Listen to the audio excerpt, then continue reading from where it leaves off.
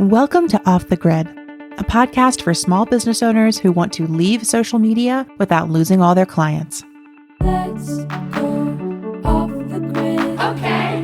Let's go off the grid. Okay. I know that you really want to put your phone away. Yeah. Let's go off the grid.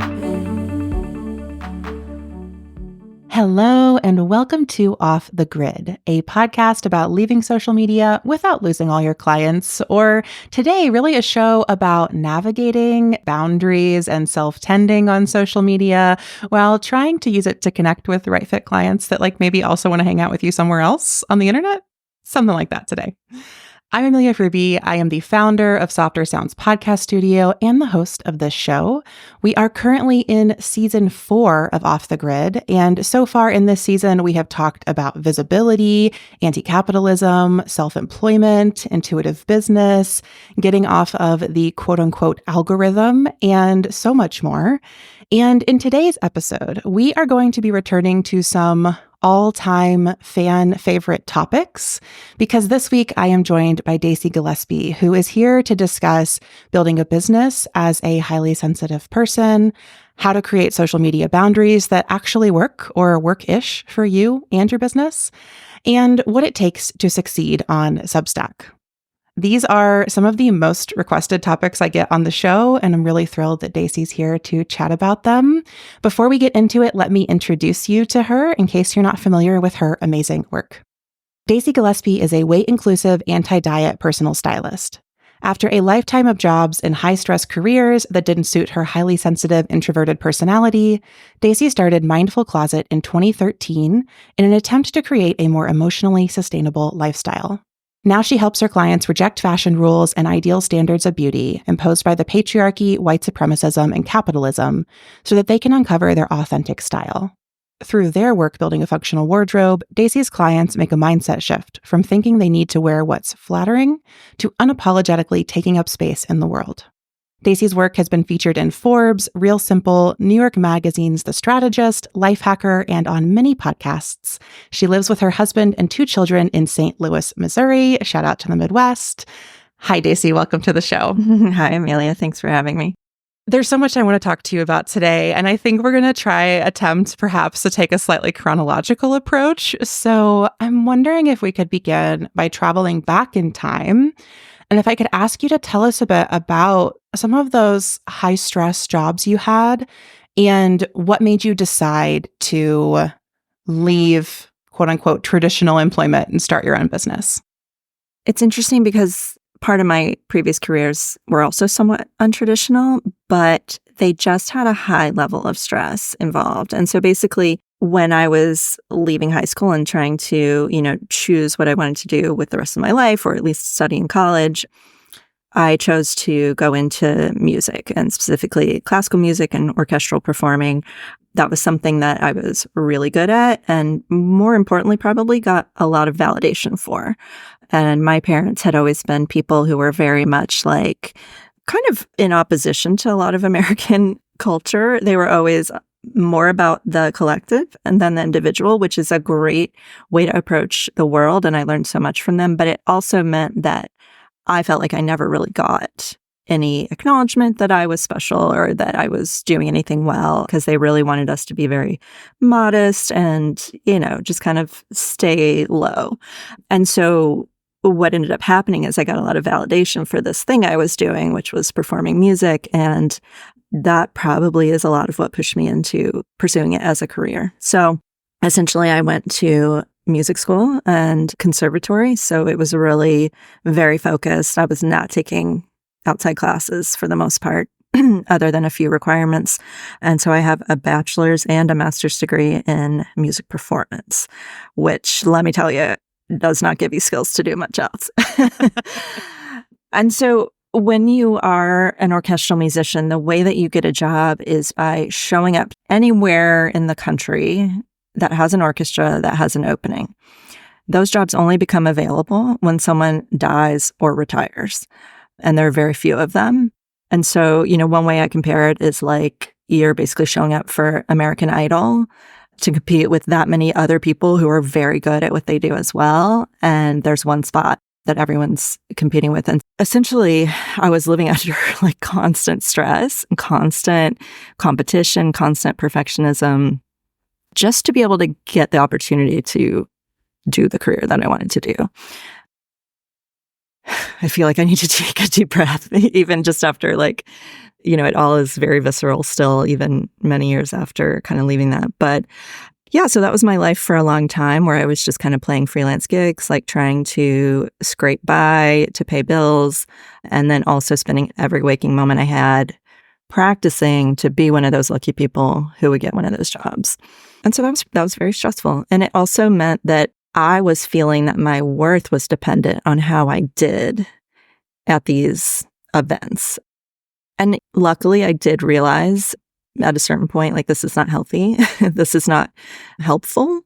I know that I'm very good at what I do, and I'm constantly getting the message that I'm not. And I know that's not true. And so I kind of started looking for other ways to work and to kind of make a difference in the world. I mean, one part of performing and having to practice so much to perform is that you're very isolated.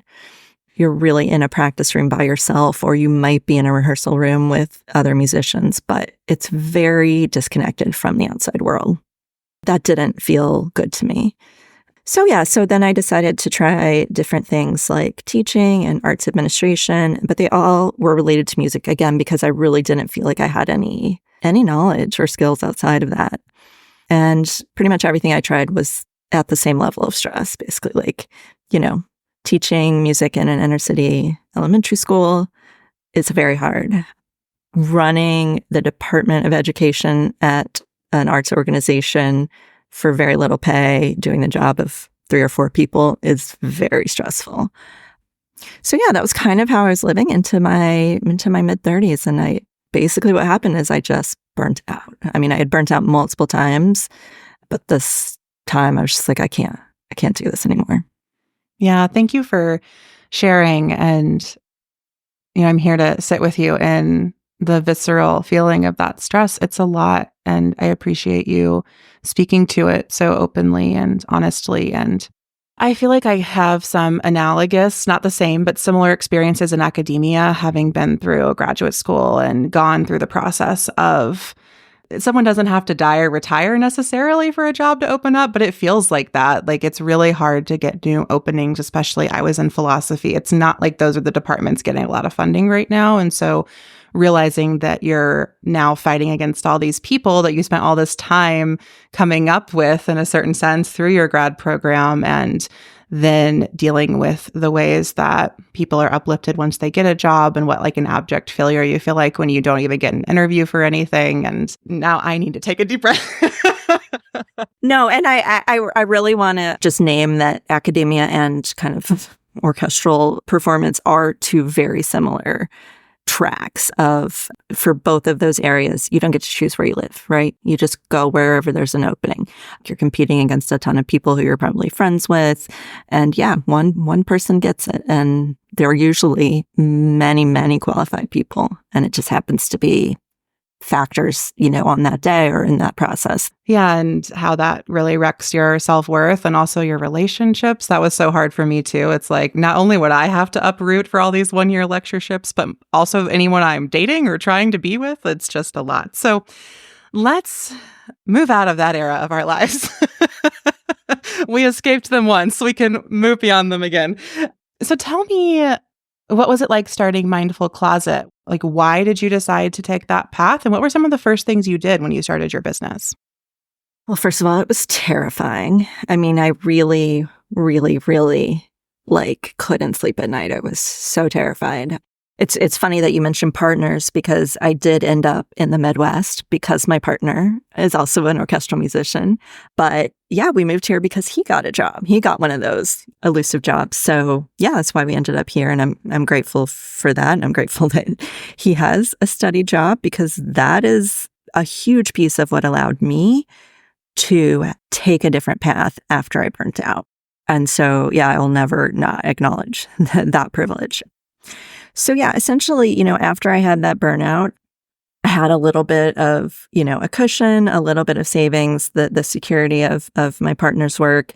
And, I had always loved fashion, but it was something that I just felt completely unattainable for me, just completely out of reach. I mean, I had the same impressions that a lot of people have of the fashion industry, which is it is rich, skinny people in New York, wearing all black, wearing, 4-inch heels. And that, I grew up in Alabama. I, didn't have a lot of money growing up. I had no connections to that world. I had no experience in that world. And so I really thought, truly, who am I to think that I could do anything in that realm? And so that was where the fear really came from, was this fear of failing, but mostly of being judged almost, just like, who does this person think she is? And so I didn't really get the strength to even consider it until I was in therapy with, my therapist through all these different burnouts. And, in one of the sessions when I was trying to figure out, like, where do I go next? We had been talking about fashion. I had kept telling her I didn't feel like I, could reach that. And finally, she asked me this question, which was, what do people ask for your help with?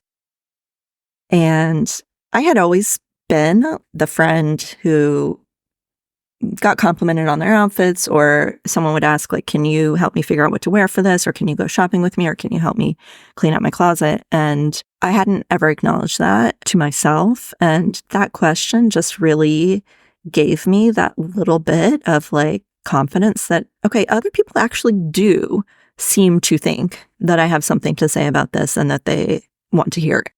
And so that was kind of the impetus for starting. As far as how I started the business, basically I started a blog. I mean, this was in 2013. And I started a fashion blog, always with the intention that it was going to serve a business.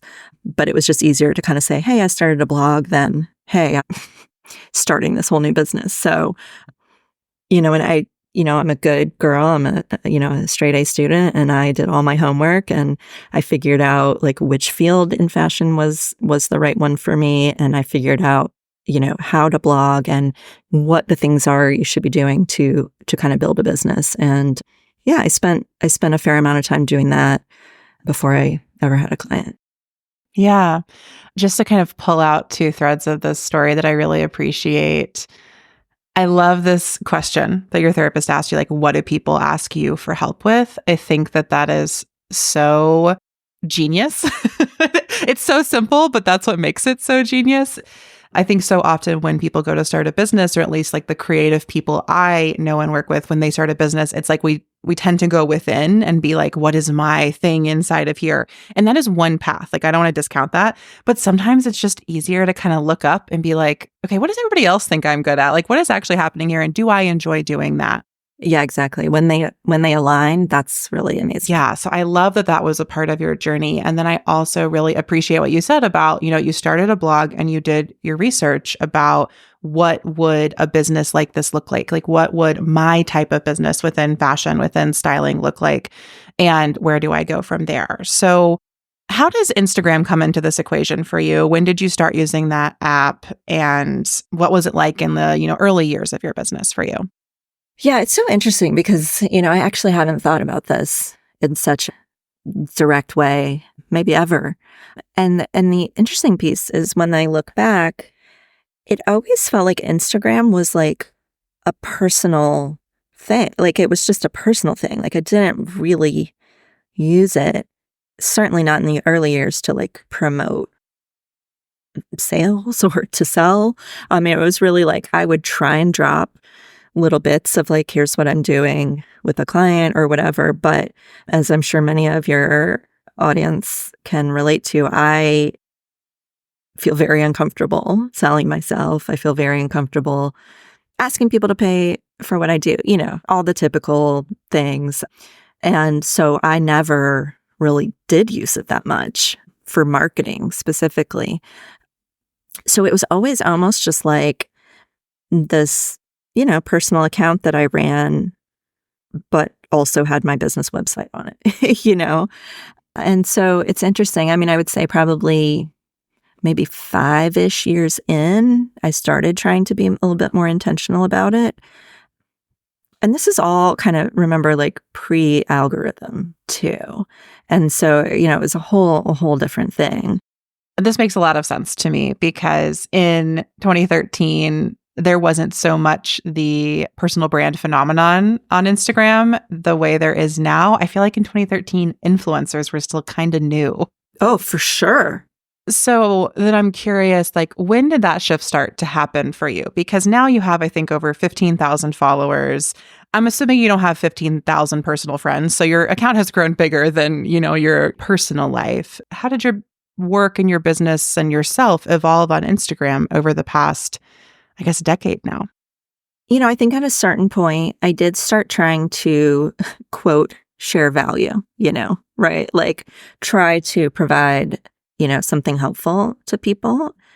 And quite honestly, that was met with a lot of, again, positive validation, and people saying like, this is really helpful. There's kind of another piece to my story, but even the focus of my styling business has shifted, over these 11 years. But, originally I was very focused on minimalism. And so, just me talking about like, why do you have these clothes that don't fit in your closet? Like really what is the reasoning behind that, and digging into that, and I guess sharing advice, but I don't know, maybe more in a like questioning kind of way. And then that resonated with people. But yeah, and so I also always have really seen Instagram as a bit of that, like, that's the know, like, trust piece of my marketing, kind of, right? It's like I've never, I will mention when I have a course coming up or, but it's never been fully about sales. For me, it's always been like, I'm going to continue to put out this information that people find very helpful. And if they share it, great. And if other people find it, great. And I guess, I'm trying to think if this is true or not, but I guess I haven't really seen it as like a huge piece of my marketing in a weird way. Like, and it's weird too, because that personal vibe of it is like, it's not me as a brand. It really is me personally, like in a weird way. Do you know what I mean? I'm like, and so like I share about what I want to share about. Like I actually don't have, I've tried to do editorial calendars in the past. I could never stick to them. And I've just always kind of posted like in the moment what I feel like. It's interesting. It really is interesting to kind of look back and see like, was there a clear intention? No. Was there a clear intention that came into being at some point? Yeah, I think so. And it's also been interesting just to know, like I do, or at least in the last, good few years, I do track, conversions, and I track where clients are coming from. And there have been years when a lot of people came from Instagram, but it was never the majority. And then there have been years where very few people came from Instagram. And when I look at that sometimes, then I'm really like, why am I putting all this effort out there? What I'm hearing you say, or kind of how I'm parsing it, is that you are incredibly thoughtful about what are the things I'm doing in my business and what am I hoping to get from each one of them? And how am I, to some degree, like measuring if that's the case? That sounds like that conversion piece to me. But I am also curious, maybe, like, I feel like to me, in your business, personal styling, it's about clothes, it's about visuals.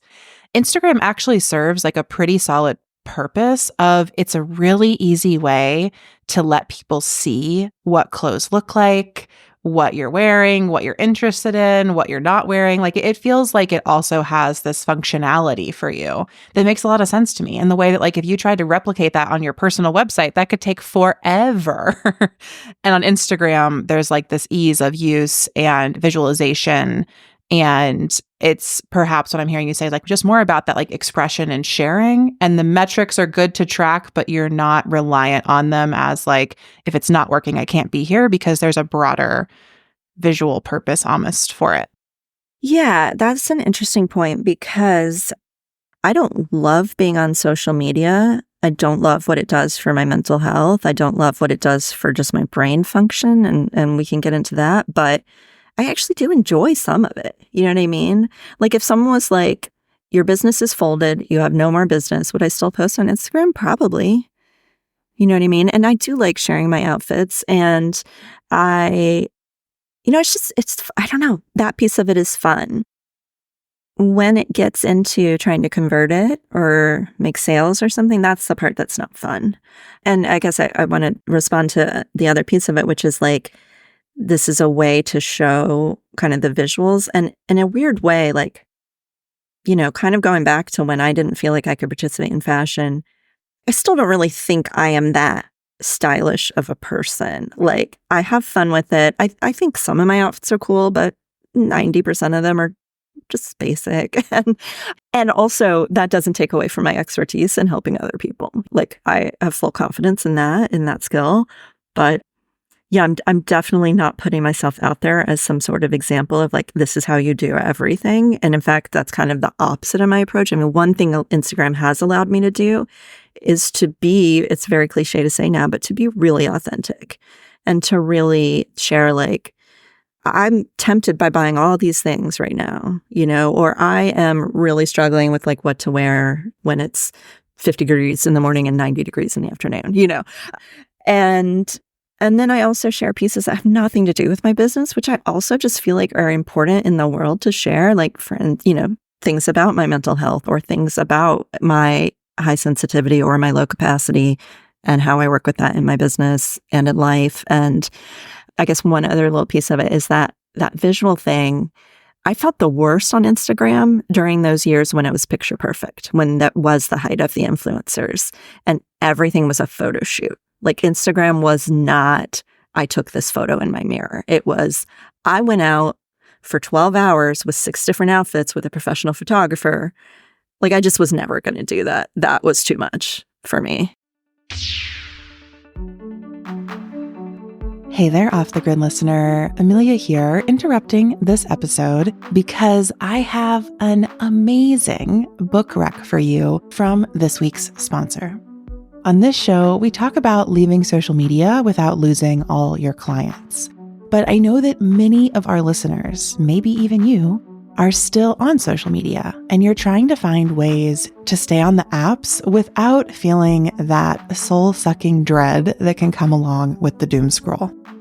If you wish you could quit social media, but you can't right now for any old reason, I want to recommend an amazing book that's just come out called The Art of Thriving Online by Amelia Knott.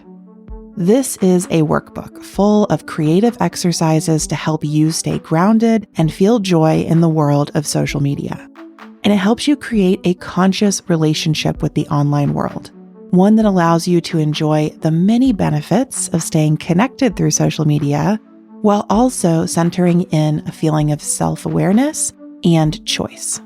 This book goes far beyond quote-unquote digital detoxing and instead shares innovative methods for counteracting the manipulative, compulsive, and stress-inducing aspects of social media while preserving the goodness of your time online.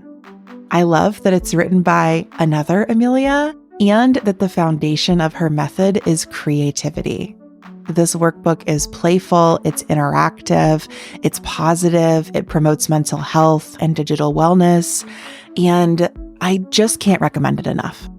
Head to the show notes to grab the link and get your copy of The Art of Thriving Online today, or head to your local bookstore and request a copy there. I think that you'll really love it, and I'm so glad that we got to share it on the show. Okay, now let's get back into today's episode.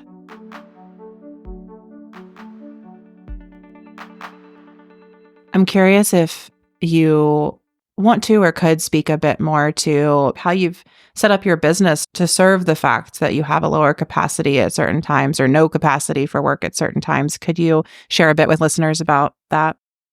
What I realized kind of through my burnout was that I think humans in general are just not built to work and use our brain for 10 hours a day.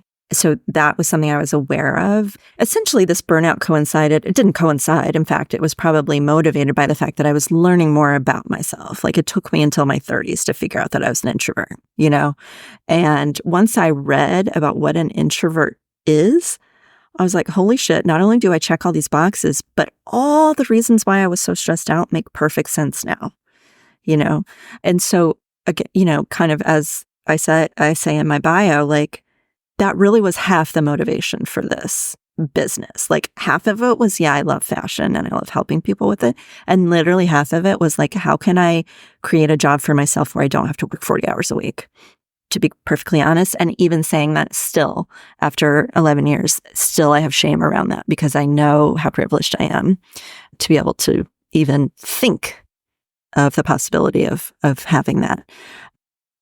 So I learned, a certain number of client appointments per day and I'm wiped. I learned that speaking to crowds is just not my thing.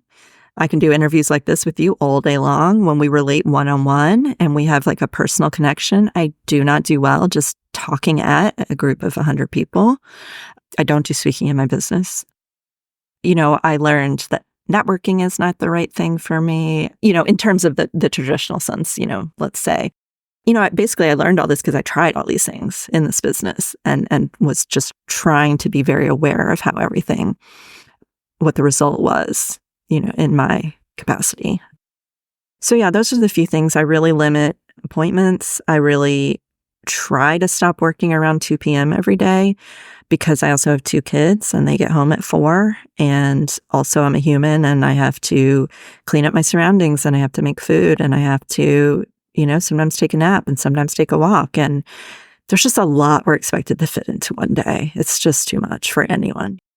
I would agree entirely. And I hear you on the sense of, shame or just uncomfortable privilege and building a life that looks like this or creating a job for yourself that works in this way. But I also will just say, I think it's such important possibility modeling because what I hear you saying or what I think to be true based on knowing your work is like, you're not saying like, I got to do this and I'm the only one, right? It's like, we should all be able to do this. This actually should be a more fundamental right that we have in society to create and shape work in ways that suit and serve our capacity. And I think that what you're sharing really stands out to me as well, because in my time of being self-employed, what I found is like, there are some people, maybe like me, who like just love working for themselves. Like, it's just like, that's the thing. But I would say there are way more people who actually end up in self-employment because they cannot work in these quote unquote traditional ways or even non-traditional ways. And like, it's actually the only option.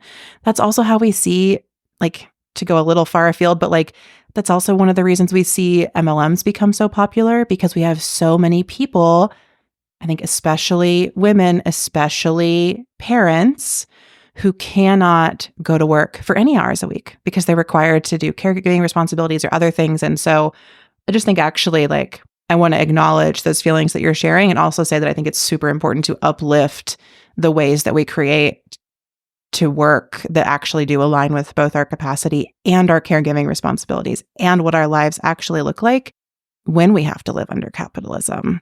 It's just so important to talk about, I think.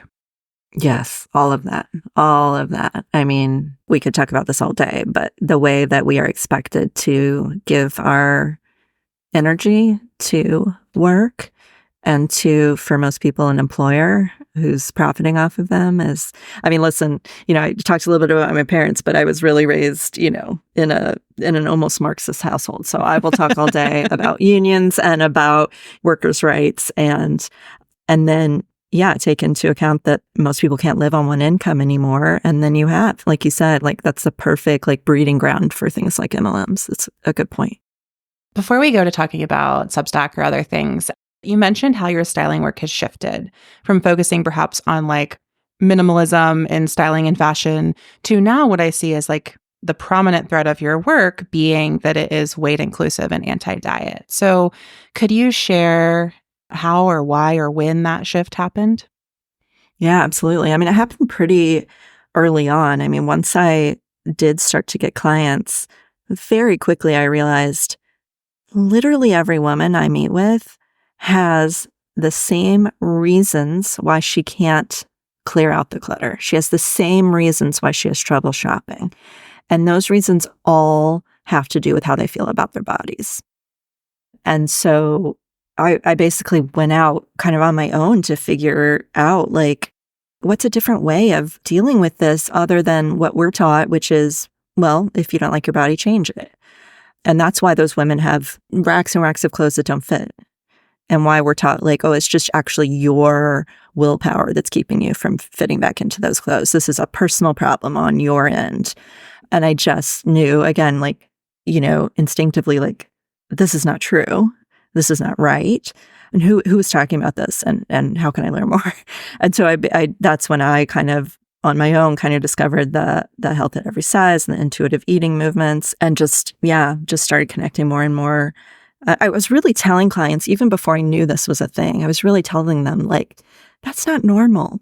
You're a woman, you're a biologically, like, powered creature, and like, yeah, your body's going to be different than it was when you were 20. Like, of course. But that really, people just beat themselves up about that. So essentially, I started learning more and more and trying to immerse myself in that world and listening to and learning from people who have dealt with that much more than I have. I have a lot of thin privilege. And so it all just resonated so much with me. And when I would mention just like one little thing to some clients, they would just be like jaw on the floor, like, no one has ever said that to me before. Like something actually that I've just written about, more recently, but that people are still messaging me about is like, I wrote an article on Substack called, "You Have My Permission to Undefine Your Waist." And people are just like, wait, everything I've been taught says I have to show my waist. I have to define my waist. If you don't see my waist, how else will you know that I'm not fat?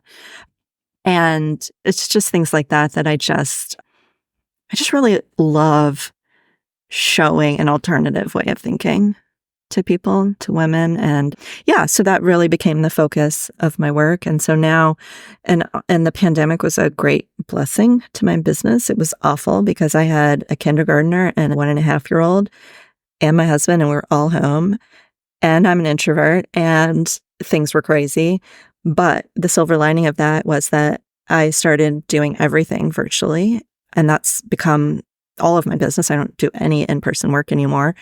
And that opened up my market. So it wasn't just people in my town anymore. Now I could work with anyone who had that interest, who had that glimmer of like, there might be something beyond this. Yeah, before 2020, people thought of personal styling as something you did in person. And then after everything went online, now they're just willing and to pay for personal styling virtually. It's again, that like possibility modeling. It's like there were things we used to have IRL expectations for, and now we're just open to or even prefer virtual experiences in those ways. What are your core offerings right now? Like, how do you sell personal styling services with a limited capacity? Because I know you're not doing, 50 appointments a week. Yeah, I probably do 4 a week. I have my scheduling software set up to allow one 1-hour session with clients and 1 or 2 clarity calls, like 1 or 2 sales calls a day. Because if I do any more than that, I'm just kind of useless, not just for work, but then for my family and the rest of my life. I also have so many other moving parts of my business that have to fit in during the day too, right? So I might only have 1 client call, but I might be shopping for a client for hours, or I'm writing my Substack, or I am doing social media content, or answering emails, all the millions of things. Like, it's very hard for me to understand how someone like a therapist can see like 6 clients in a day and still run their business. Like, the amount of depletion that must take. The therapists are not okay. I don't think, like, actually, the ones I talk to are really not okay with that system. So it's not working for them either. Yeah, exactly. So that's how I kind of have that set up. So essentially my business is, I guess, 3-ish buckets. There's my one-on-one work, and then there's my group program, and then there is kind of writing and other projects. So I do have, I'll take 2 or 3 one-on-one clients a month, and they generally work with me for about 8 weeks. And then, I also offer one-offs. And so, I'll do just an hour session here and there with people. It all fills up really quickly, Yeah, I was going to say, are you working on a wait list? Like, do people come in pretty organically? Do you have to work to fill those spots? Are like people banging down your proverbial door to get into them? What's that like for you? Yeah, I will say I've never had people banging down the door. I mean, I'm just going to be, I would love to be really, really transparent. I mean, it fluctuates so much, which is one reason why I'm so grateful for Substack right now. It fluctuates so much. So I have had 2-month wait lists. I've had wait lists when I was on maternity leave and would come back to, 10 clients. But for the most part, no, it kind of comes in rolling pretty organically with, I'll have 6 to 8 sales calls a month, and then hopefully a couple of those convert. And this fall actually has been really slow, which is really odd because every other year the fall is very busy. It has always been very busy. But that's kind of what I've learned too. Like, for a lot of years, January was dead. It's like people were recovering from the holidays. And then a few years ago, it's like January is the busiest time. It does fluctuate. And I've gotten better at, I'm not perfect or not great at it, but I've gotten better at learning like, okay, this is a dip and it will come back and I'm not going to freak out and I'm going to try and work on other things that I don't have time for when it's busy. Yeah, I appreciate that transparency and also just can relate a lot to it and to this sort of a sense that, the more years in business, the more you do learn the rhythms, but people are always changing it up. Mm-hmm. Yeah, the rhythms change. Yeah, it's like, great. I know that fall is a season that's typically busy for me, but oh, look, in an election year, maybe that's impacting my business. I think that's happening for a lot of people. Or, similarly for me, sometimes September is my busiest month. Sometimes October is my busiest month. I cannot predict when people are like coming back from fall. Some Januaries, I am super busy. Some Januaries, it is crickets. Those are definitely times for me when I'm like, wonder what's happening in the world. Yeah, it's really hard to know. Yeah. And that's where I think our work as business owners is really to like build the energetic and nervous system capacity to withstand that and to build in other revenue streams to kind of diversify, have a few things going on so that if there's a dip in one, we can be kind of buoyed by another, which it sounds like is part of what Substack is doing for you right now. So what took you to Substack and like, what's going on over there for you right now? Substack came in just at a really good time for me. I mean, in all full transparency as well, there have been many years where I didn't earn, very much from this business. I mean, as I mentioned, I've had 2 kids. The pregnancies with both of them were really hard. The first year with both of them, I would barely work. So, over the course of the last 11 years, like there have been multiple years like that. And so Substack kind of came in when finally they were both in full-time childcare, which, if you know any parents or you are a parent, it's impossible to do anything without steady, stable childcare. And so, so the thing was that I would say around the time of the pandemic, for one of the first times, I was working with a business coach who was really helping me actually have some sort of intention for my marketing. I'd really never just, done well at that. And one of the main things that she wanted me to do was email my list regularly. And so I ended up putting in a lot of effort to those newsletters, which weren't just newsletters, of course. They would be often at least once a month. They'd be something more like a think piece, like more like a blog post. And then sometimes it would be like, here's products I'm liking, or here's a course I have coming up or whatever. But when Substack came around, I was like, well, holy shit, I'm putting all this time and effort into my free newsletters, which people love because they're responding to me in my email. And I'm like, you mean I could do the exact same thing over there and some people might want to pay me for it? Like, yeah, why not?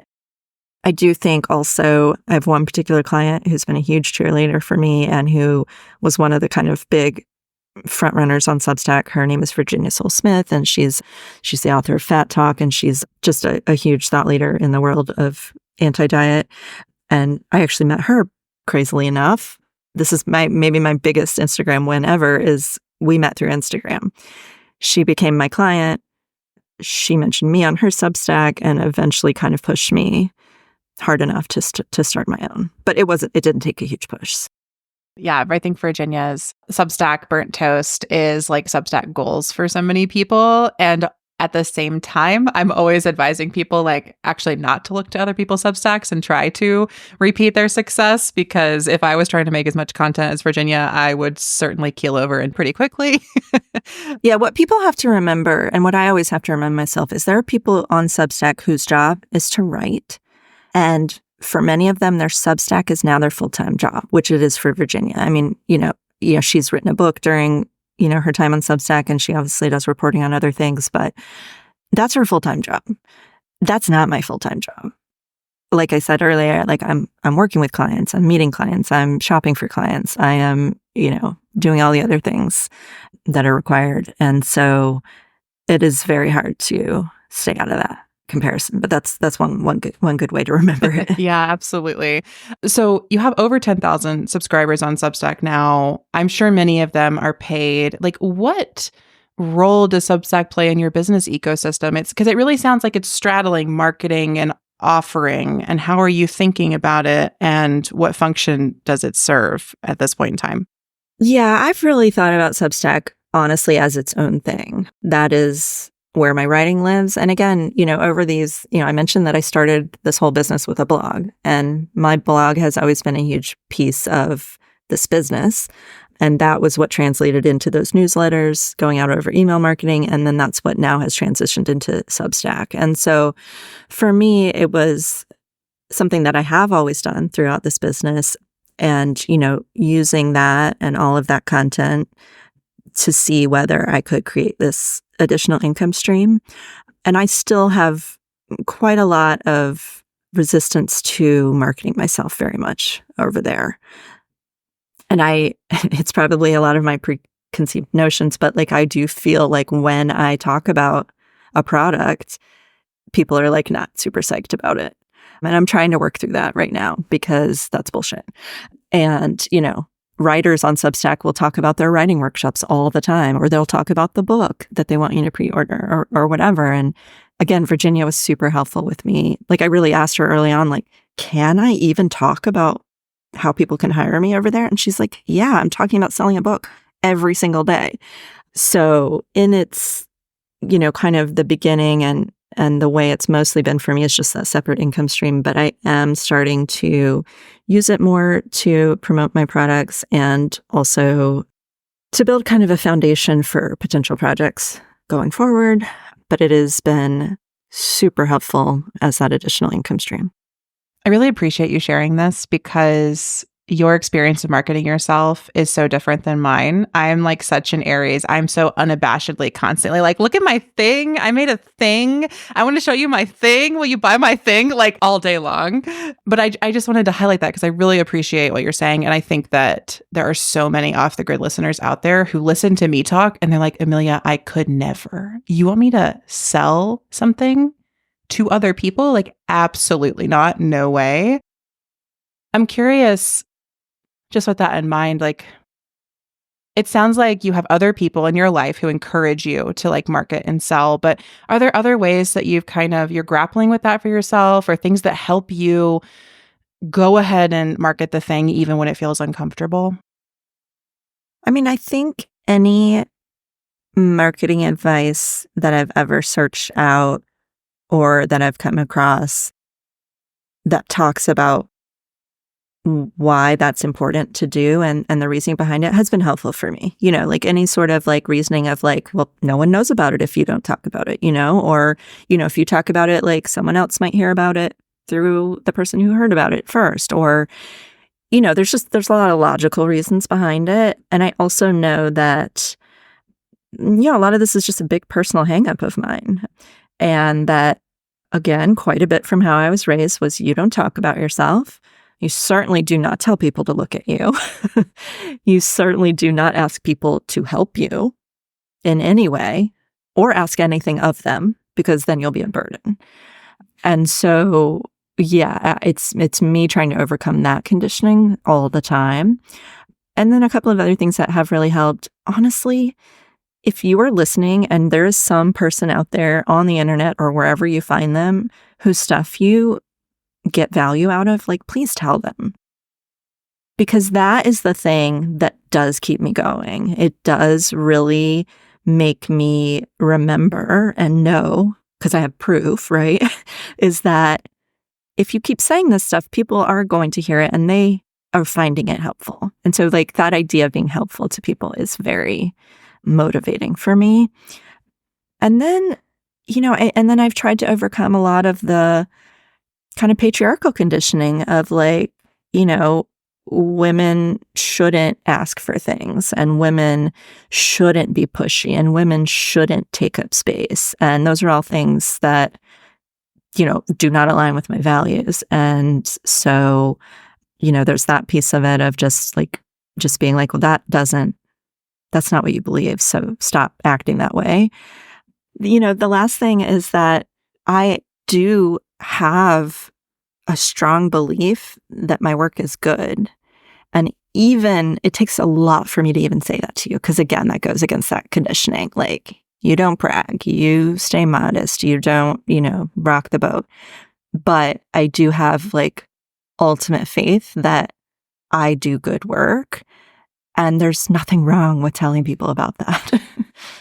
Yeah. Thank you so much for going into more of that. I feel like I saw some really nice parallels in what you were saying between like your work as a personal stylist is to help people, particularly women, claim the right to take up space in the world. And so that is like a parallel lesson for yourself within marketing, like claiming the right to take up space with your business. And something else I feel like is a common thread in what you were saying that I talk about a lot on the show, and that I talked about actually, especially in this episode I did last year on am I a business owner or an artist? But it's like this thread of like everything we're doing is of service.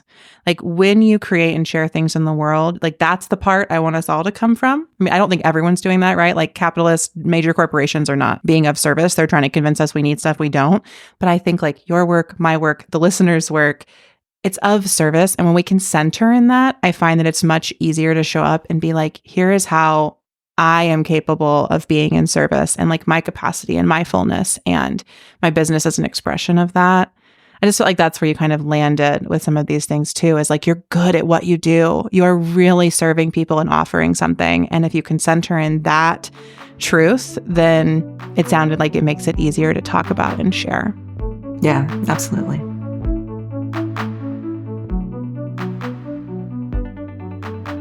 Hello, my lovely listener. Amelia here, interrupting this amazing conversation because if you're enjoying this episode, the one you're listening to right now, I think you would really love the Off the Grid Clubhouse. The Clubhouse is a paid podcast, newsletter, and asynchronous community space for friends and fans of Off the Grid, hosted on Substack. It's where I share my monthly biz forecasts, bonus episodes about my hot takes, personal feelings, deepest, darkest, brightest, lightest ideas about online business, and more. I also send out a monthly link roundup called The Click Through, where I gather everything that I have been reading, watching, and intrigued by with regards to internet culture, social media happenings, and online business at large.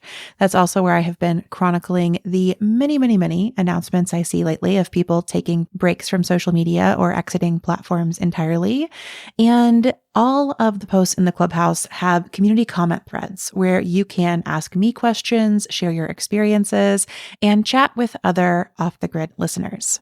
It only costs $5 per month or $50 per year to join the fun, and I truly hope that you will head to the show notes and check it out. I look forward to seeing you on Substack, but for now, let's dive back into this conversation. You're on Instagram and you're on Substack. Do you see like a connection between those audiences? Do you feel like it's a lot of the same people, or do you feel like they're pretty like different spaces with different communities and different expectations? Like what's the interplay there for you? Yeah, I think a lot of people on Substack have trouble getting people over there from other ecosystems. And I've found that to be true as well. Substack has such a, networking and recommendation culture that a lot of my readers will just come from within Substack, from other people recommending me or sharing, and I have had, a pretty tough time getting people over from Instagram. And I'll just be honest, I think at a certain point, and this is something that you talk about all the time, but it's a lot of labor to put out the content that I put out on Instagram. And I have a lot of people over there who are kind of like super fans, who really engage with everything. And then often when I will try and sell something, or when I try and get them to come over to Substack and subscribe, they don't want to pay me. And I said to someone the other day, it almost feels like right now Instagram is like a public service that I provide, and it belongs to Meta. I don't own that. And I'm starting to really feel like it's not worth the effort that I'm putting in. There's still a lot of reasons why I don't feel safe enough, to leave completely. But I'm trying to do everything I can to get people over to Substack, because that is actually a place where I feel recognized for the content that I've been putting out on a regular basis for 11 years. There have been people who have been reading my blog since the beginning. I have people telling me all the time how much they've gotten out of reading my stuff or watching my stuff. And, it's not so bad that I might want to get paid for a little of it. And so that's kind of where I am with Instagram right now. It feels pretty separate. Oh, that's so interesting. Thank you for sharing more about how you're feeling over there, because I do think that, sometimes there are parts of my work where I'm like, I am happy to do a public service. But for me, I've really tried to set that up in more of these places that have like longevity and that are more automated. So, within Softer Sounds, we have a whole free resources blog. I have a free podcast launch toolkit. I have a free podcast audit toolkit. But those are all things I can kind of create once, and then they exist and live as resources. So I can be of service, but I'm not constantly pouring out. And part of what I'm hearing you say is like the thing with Instagram is like we can go there and do a public service, but then we have to do it like all the time. To some extent, like the expectation from the people there and the platform itself is that we're just like doing it over and over and over and over and over again. And that sounds exhausting. So do you have boundaries with Instagram? Like, how do you navigate your energy on that platform? Yeah, I've worked through many different attempts to set those boundaries. In the past, one thing that did work quite well was I had a schedule for posting on Instagram, and I put it in my bio. And I said, I am here Monday, Wednesday, Friday. And that's basically like, that's when I'll post, that's when I'll respond. And I would literally delete my app at the end of those 3 days and not download it again until, the next time I was scheduled to be on. Of course, there's times when typically, especially when you're launching a product or selling something, where you do want to be on more. And so what it's kind of evolved to now is that when I'm not selling something, I will post as I feel. And again, it's tough because I do kind of get out a lot of creativity that way. I like making posts and I like making videos now, more so that's become more prevalent. But now I'm constantly thinking, how can I translate this to Substack? How can I say what I'm saying in this video on Substack? And I'm trying to tease people with little bits of it on Instagram and try and get them over there. Having said that, when I am selling something, for instance, I started my fall group program. I run it 4 times a year, and I started it a week ago. And in the 2 weeks leading up to that, when I was selling it, I was posting at least once, if not twice a day on Instagram. And it was all content that is universally helpful. But then I would just put in the call to action, of like, hey, sign up for the waitlist for this program if you want more like this, basically that type of thing. And then whenever that happens, then I will take a big break off of Instagram after that. So, a few weeks, something like that, and I'll delete the app. And then periodically, essentially, I just have gotten really good at knowing like, okay, I've had enough. And I'm just deleting the app. There's a lot of deleting and re-downloading the app going on.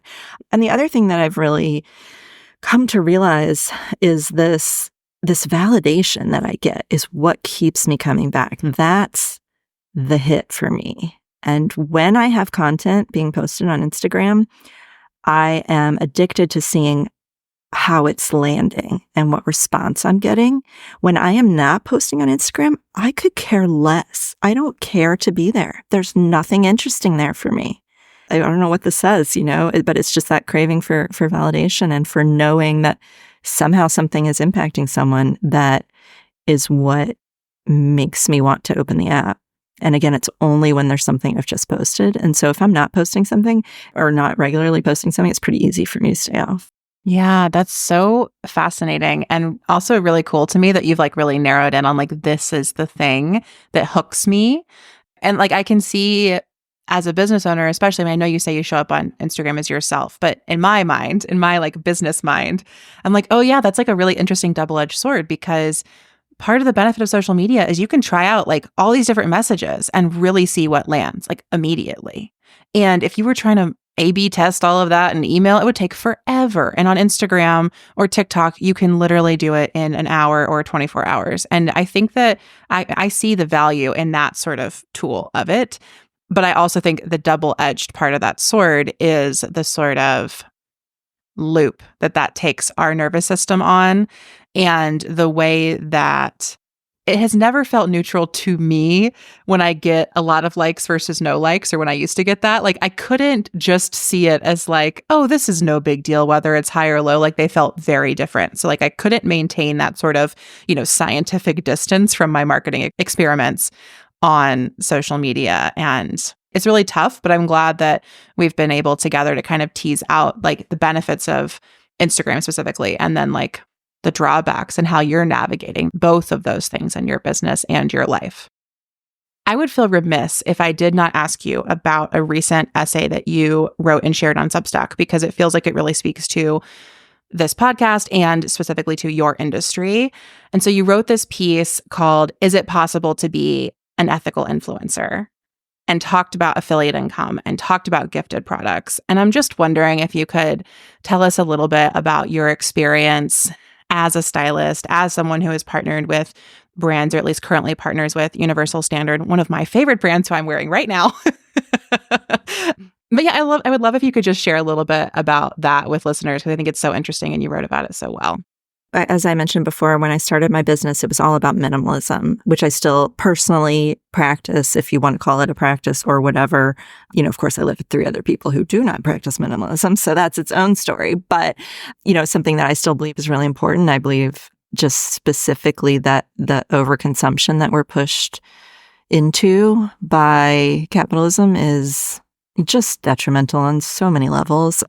And so when I started Mindful Closet, which is the name of my business, it really was about like, why would I take free stuff? In fact, I'm telling people to get rid of the free stuff and to stop taking it, because that free stuff is cluttering up your closet and is like making it harder to get dressed. And like, you don't have to take every tote bag from every convention you go to. Like, you really don't.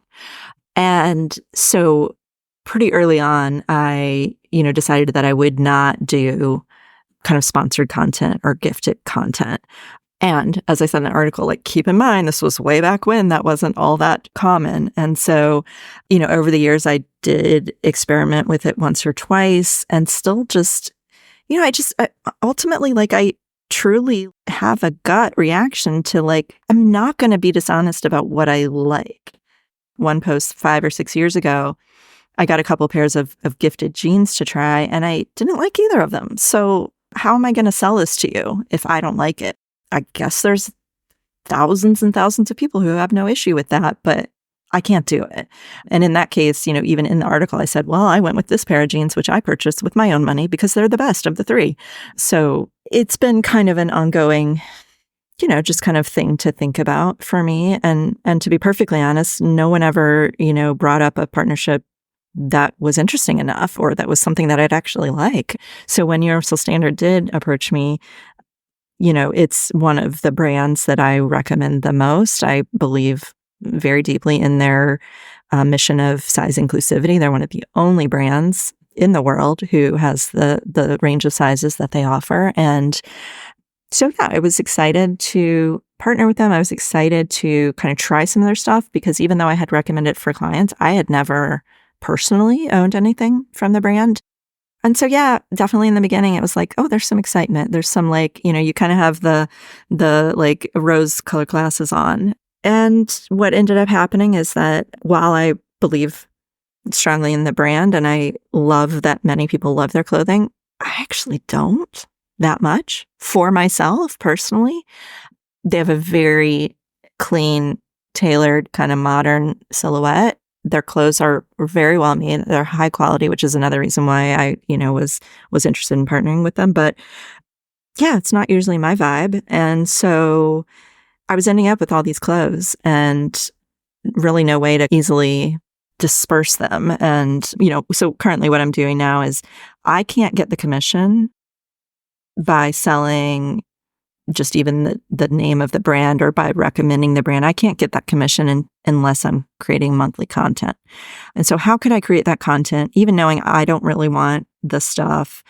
But again, this is another income stream for me that I would like to develop further because I am an expert in clothing. And for me to recommend something, I should get paid for having the knowledge about that and introducing it to new people because the brands are making a lot of money off me doing that. And it doesn't cost my readers, listeners, followers anything, for me to get paid in that way. But yeah, so currently what I'm doing is I'm testing out some of their clothing and then every month I'll donate it to Dress for Success, which is an organization that really needs clothes, especially in those higher sizes. So, is there a way to do it ethically?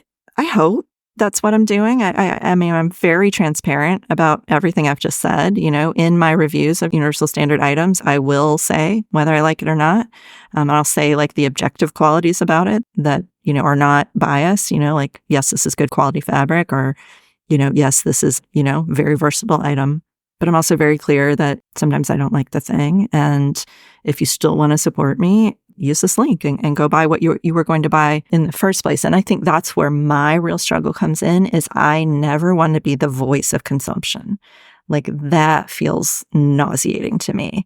And so again, also every time I will mention it, I will really say, please be thoughtful about what you really need. Please do not buy this if it wasn't in your mind before I mentioned it. Like if it wasn't already a need, then my introducing it to you does not make it a need. But that's the fine line. I really appreciate that last piece. I think those sorts of disclaimers are really important. And what I'm hearing you say is just like you are really grounded in your integrity around what you choose to do in this realm. And you're inviting your community, your audience, your followers, your readers to stay in their integrity while they read your recommendations. And sometimes that's a big ask. It's so hard, especially in fashion, because, there's so much context around fashion influencers and how they get gifted luxury products and recommend them and they're super expensive and then they just resell them to make the money and all these things that, I've read many, many people talk about are happening in this sort of clothing recommendation world. And at the same time, I think what I appreciate about your work and what has always resonated with me about Universal Standard is this sort of way of serving people who are so often left out of fashion conversations, who really struggle to find clothing that both like fits and is comfortable and is well made, which has been my experience as someone who wears like even just a size 20.